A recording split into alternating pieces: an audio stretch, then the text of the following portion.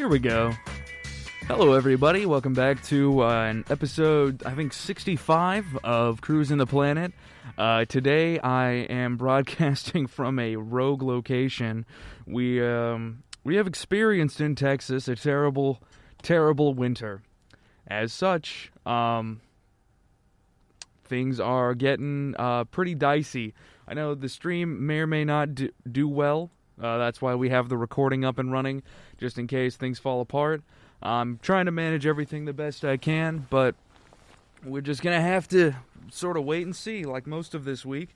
As some of you may know, Tarkenton has canceled a lot of its events and such. Everything's being postponed from what I can see. I only assume that this is going to affect our minimal spring break to we're just going to push through from now on until the end of classes. Also, freezing pipes and dangerous roads. To anyone, I went for a walk last night. That was my first little bit of getting out of the apartment in a while, just sort of getting cooped up and stuff.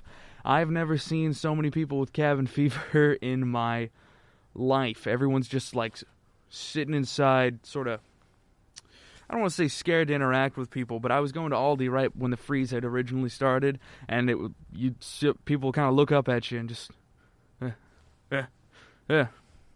which is understandable. We don't know if it's good or bad to be in contact with people right now, just because it's winter. That's the time when illnesses sort of spread a little bit faster. People's immune systems are down, things of that nature. Yeah, just kind of a worrying bit in Texas.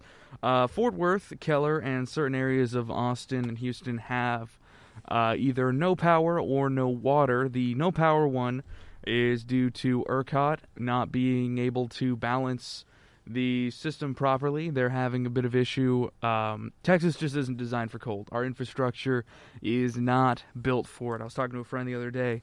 Every time it gets cold, everything shuts down because Texas is designed to have a lot of slip in its system. We have barely any insulation in our houses, and so what ends up happening is if it gets hot, that's fine because we just blow cold air inside of our houses 24/7. That's all we do. We just turn the AC, crank it all the way up, and if it breaks, it's 106 degrees out with pretty high humidity, but you're not in danger at that temperature, not truly, because there are ways to sort of deal with that on our own. We are more equipped socially to deal with hot temperatures.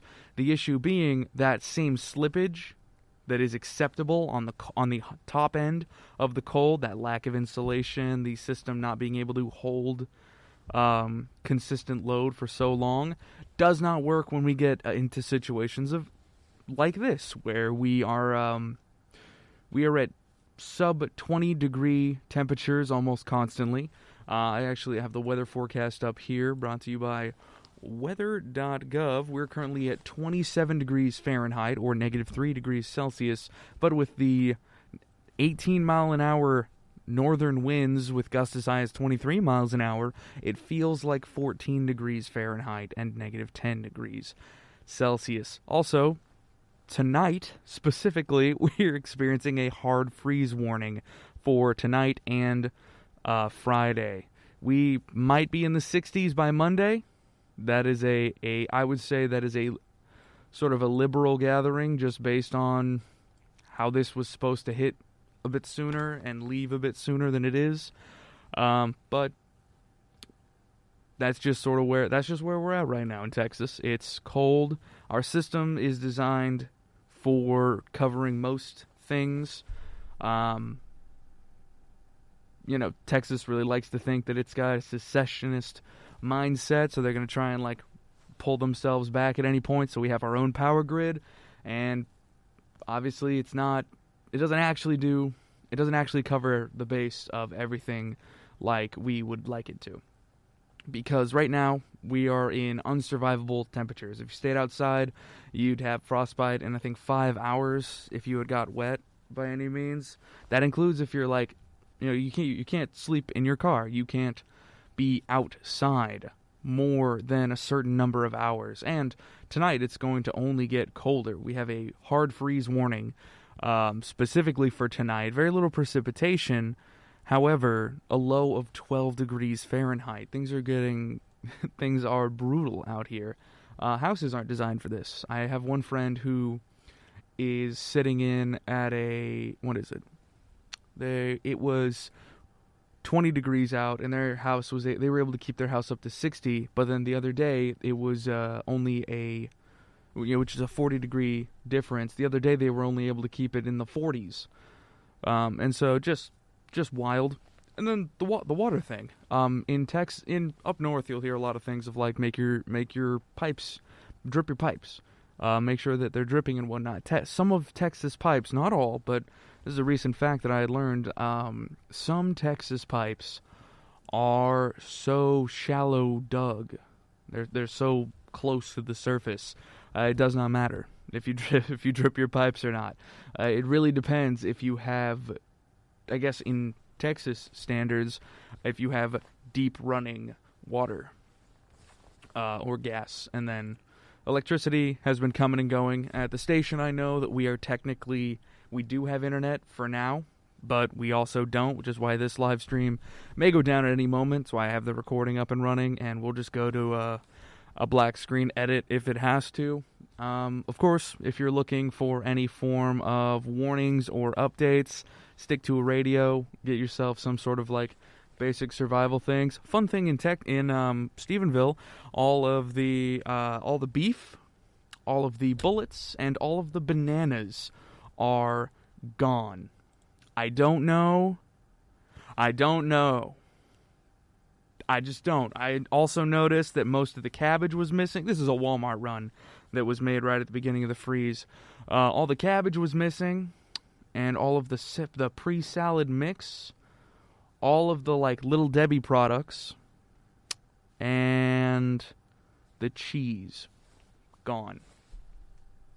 The beef, that one makes sense to me in my mind. Like, we live in a real sort of I'm going to say rural to like suburban at the most, just because there are apartment complexes that exist here and such, but the town's 4 miles long.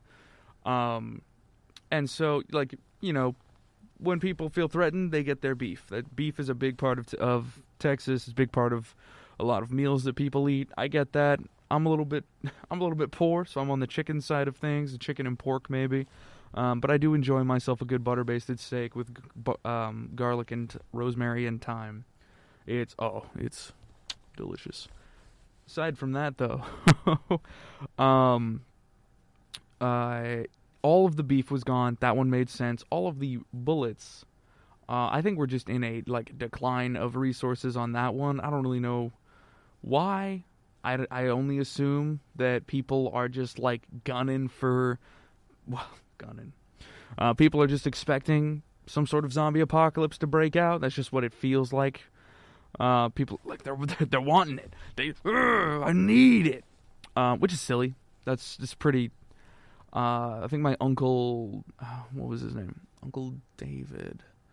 He had the idea that if you had a zombie outbreak like The Walking Dead, the famous AMC show, you want to just lock up your doors and wait 3 days. Right, their skin is peeling off the bone. They are like a bad marinade. They're like an egg. They're like an egg that's been left out on the sidewalk. They're falling apart. They won't last much longer physically unless some extra supernatural force is holding them together. The zombies are decaying. They're being, their bodies are being eaten by every manner of things. And I understand the concept of you have the stage of decay. They're still able to move while being eaten, and there's that gap time, and that's where all the stories happen, is that gap of them being dangerous and a problem. But zombies, zombie apocalypses sound fun until you're in one. That is very true. Yeah, anyway, so Walmart's all out of its bullets and whatnot, because I only assume everyone is expecting some sort of apocalypse, which is rather upsetting, in my opinion, to to sort of get all prepared that you think your neighbor's going to start coming in through your house. It's weird. It's just a weird mentality, I guess. I'm just not a part of it. But all of the beef, bananas, cabbage, we're low on avocados. I think I got a small bone to pick with the whole avocado crowd. I get it. It's a healthy fat. That's like that was the meme whenever it all came out. This town worries me sometimes. AK Scraggy, this town is a blessing for how terribly frightening it can be. There was one time when I was driving back from the restaurant I used to work at. I was driving back on the main road, Washington, and there's the bank right by the Allsup, so there's a bank sign. There's one of those electric signs. I think a rock or something had flown off and smashed into it on the LEDs, but what it ended up doing is they had a nice graphic of like a family or like a staff picture probably that was just smashed to pieces and had gone all Roy G. Biv, black and white, crazy static of a shattered LED screen, and then just the words, "Everyone knows your name." I get off at midnight, too, from the restaurant. So I'm driving back and I see that, and I am thoroughly scared that something is going on in this area. Because there's like the corner stores, there's the CVS and the Walgreens, and then there's like the abandoned, this abandoned tiny gas station. Then up on a hill, that bank, a very well-lit gas station, and then like the rest of the town. It also doesn't help that a couple of months prior, when I was still working at the pizza place in town, not the pizza place, but the CC's in town, I was getting off work. Sounds like Hot Fuzz, all right. I was getting off of work and I just wanted to go for a little bit of a walk. That's what it was. I was driving my buddy back to his place, because we had carpooled because it's just cheaper. So I was driving him back to his place, and on the way we saw something like fall off the back of a truck, or something that had fallen off the back of a truck. It was like scattered on the side. So we pull over into the little Verizon, and we go walking, and it's just a skinless cow. Like just the bones laid out all over the place. We ran. We bailed. It was terrible. It was crazy. Like, sorry if I'm getting too graphic, audience. We can move on to a different bit in a second. The show's not going to be super long this week, so I'm just sort of shooting stuff. But that was right next to the other side of the same stop sign as that sign. So I think something's going on at the gravel factory. Jeez. Jumping over to some other things. We had a podcast competition. That's right. We're going to make an announcement about this soon. We are currently working on the webpage submission form. There's a form that you can fill out if you're a Tarleton student, and this is a bit of a speculation.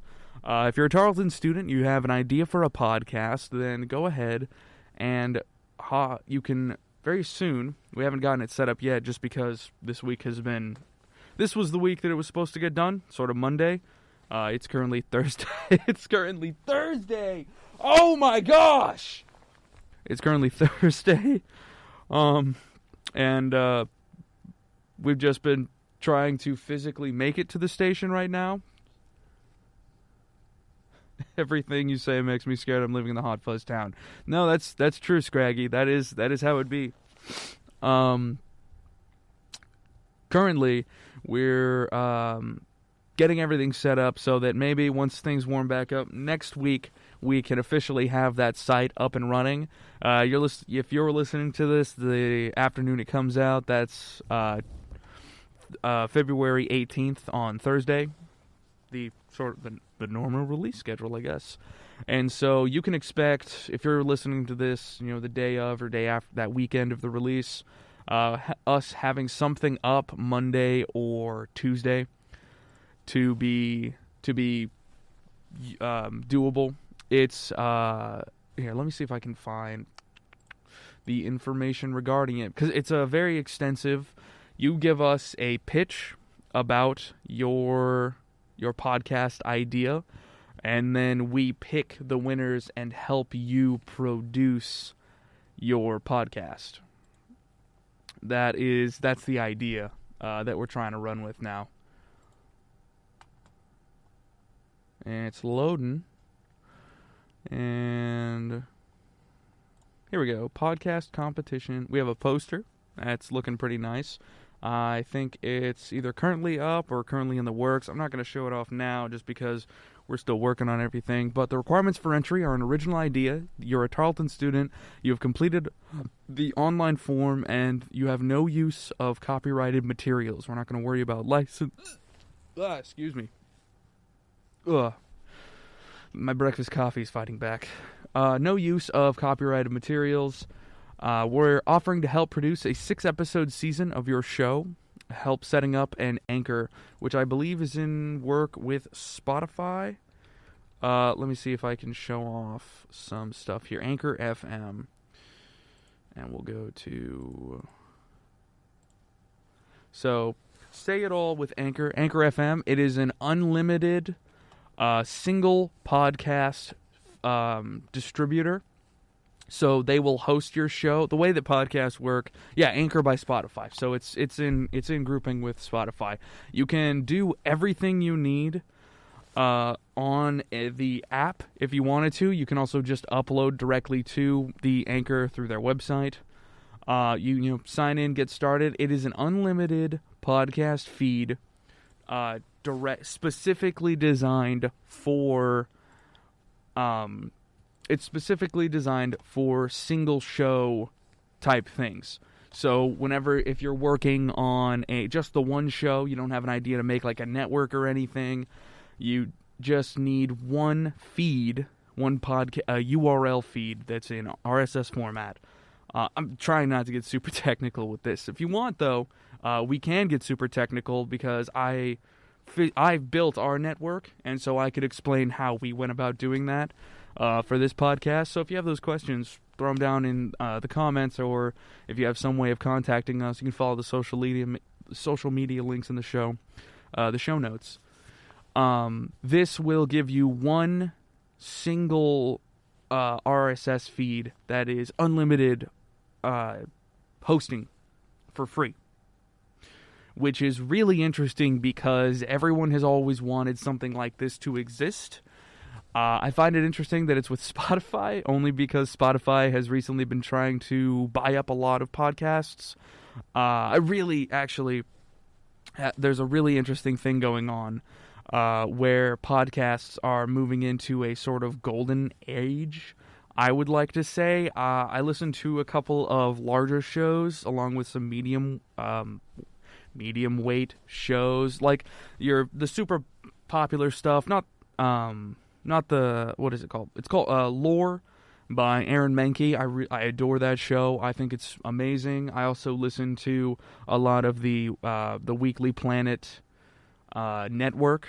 I've got, I think, 2 or 3 shows on there, 3 shows now that I listen to from them, and I know that there is one of the largest international shows being the Misfits podcast.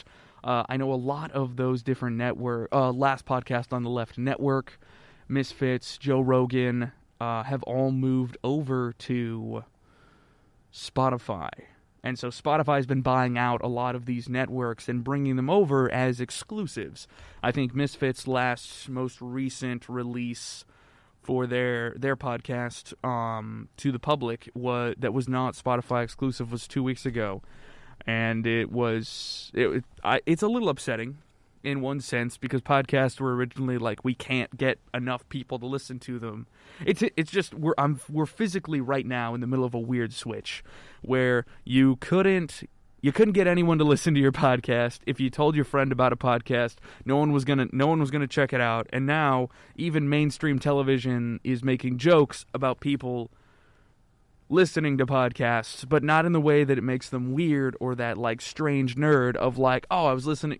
It's a normal piece of media now. It's something that people consume on the regular, which really has me intrigued. I listened to a Reese's Puff commercial. This is the one that's got me completely jazzed. I really would like to do podcasting full time.